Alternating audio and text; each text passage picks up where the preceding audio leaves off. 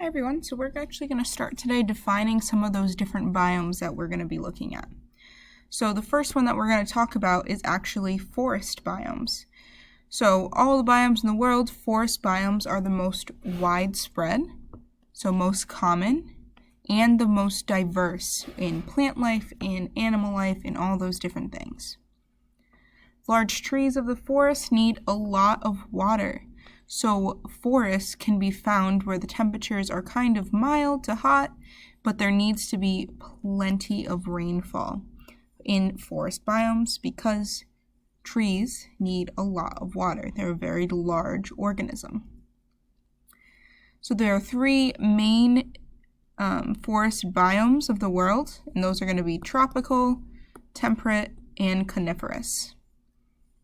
We're going to start with some tropical rainforests. So tropical rainforests or jungles are usually located near the equator, where we see those really hot temperatures, but also heavy precipitation. So there's large amounts of rain here and little variation in temperature. So that means it's always hot. It always stays at a consistent temperature. And most important thing here is it is the greatest known diversity of organisms. And when I say organisms, I mean animal life and plant life. So we're going to see that these biomes are humid, warm, and get strong sunlight, which allows them to maintain these constant temperatures, which is ideal for the wide variety of these plants and animals that live in the tropical rainforests. So if we take a look at year-round,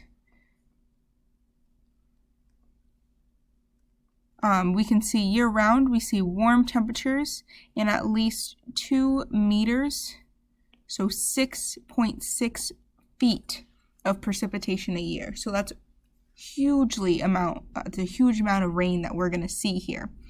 The soil generally is nutrient poor, which might sound interesting, which is a little different from what you're expecting. Our forest canopy and emergent layer and understory support enormous variety of plants. So we have 3 layers here that we just talked about: canopy, our emergent layer, and understory. So there's 3 different layers of variety of plants. Plants tend to have very large leaves, and that's probably because there's such a rich amount of sunlight that they want to soak up all the sun as they can. And these shallow roots are probably going to be because we have nutrient poor soil, so we have to stay close to the surface in order to receive those nutrients that we need. It also supports many animal species than any other biomes, and these animals tend to be highly specialized. I want to encourage you to go look at the birds of paradise. If you Google that or put it into YouTube, you get some amazing images of these birds that live in the tropical rainforests. So if we take a look at our precipitation, we can see how high our rainfall is throughout the year. And we can also see that our temperature usually stays pretty consistent. There are some months where we do decrease in temperature, but overall we have a pretty consistent precipitation rate and temperature rate here. So most of the nutrients are within the plants in the tropical rainforests, not the soil here. So that's why we have those very shallow roots. So when decomposers on the forest floor break down these dead organisms, we're going to see that all of that nutrients is going to go right into the plants and not into the soil because of those shallow roots that are there. So let's take a look at these different layers of the rainforest. So in tropical rainforest, we have different layers where plants grow.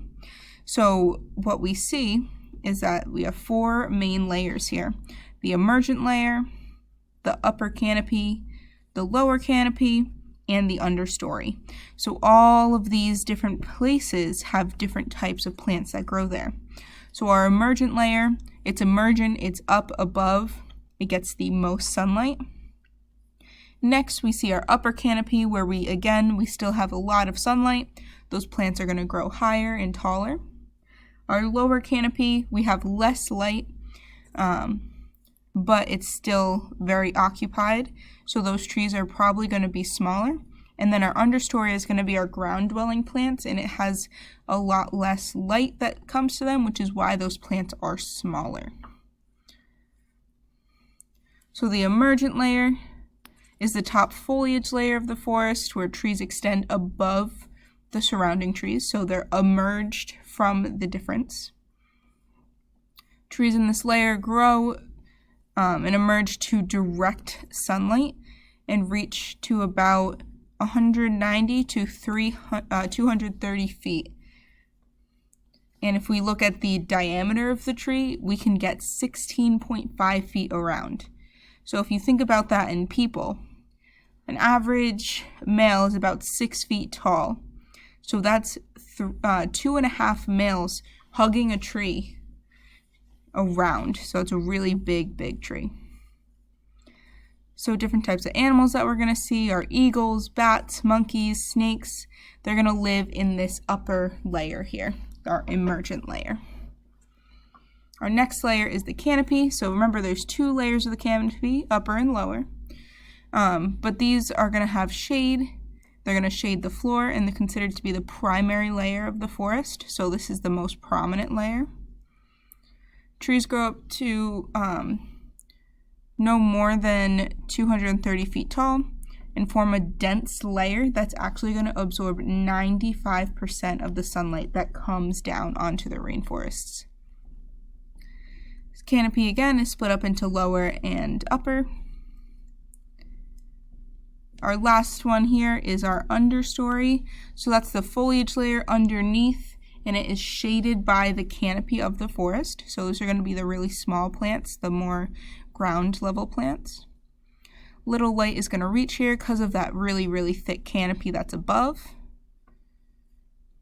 Most plants in the understory don't grow above 13 feet tall, which again is still really tall, but in comparison to the other places in the rainforest is a very short.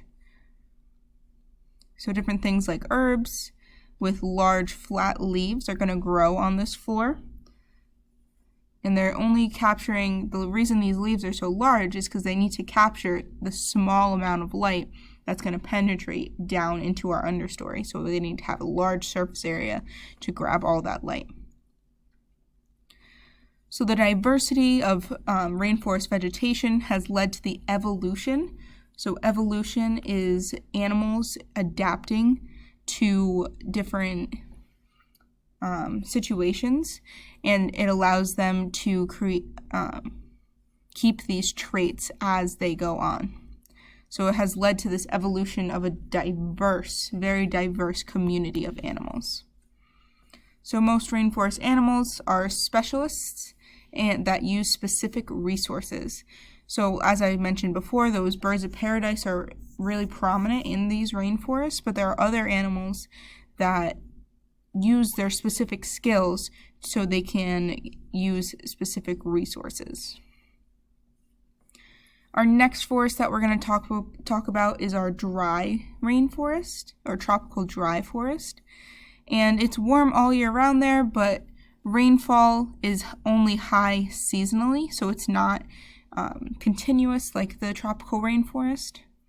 Most trees are deciduous, and this means they lose their leaves part of the year. So our forest that we see is deciduous as well. We lose our leaves in the fall and winter. And another thing is that plants and animals exhibit adaptation. So different adaptations that for our plants would be waxy leaf coatings, deep roots, estivation, and migration for our animals. So that allows them to survive during the dry season. So that's really important to differentiate between those two forests. Rainfall is seasonal, and we have to have more adaptations to survive during the dry season. So this is where we're going to stop for this one. If you have any questions, make sure we reach out.